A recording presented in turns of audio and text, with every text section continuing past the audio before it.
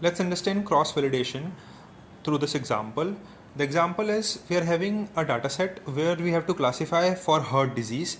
So let's say a new data set comes along and now we have to understand whether the heart disease will be classified with yes or no.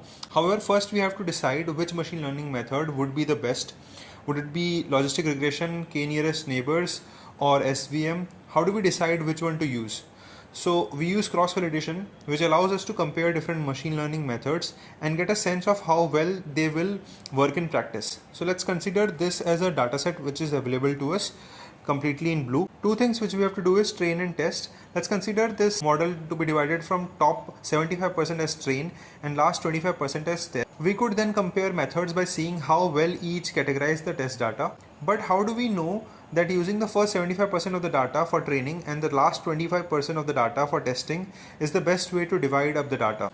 What if we use the first 25% of the data for testing?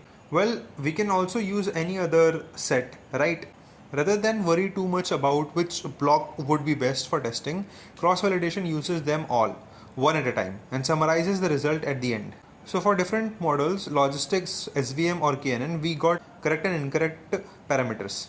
Out of them, we can clearly see that the SVM is the most best one. Note that in this example, we divided the data into 4 blocks. This is called 4-fold cross-validation. However, the number of blocks is arbitrary.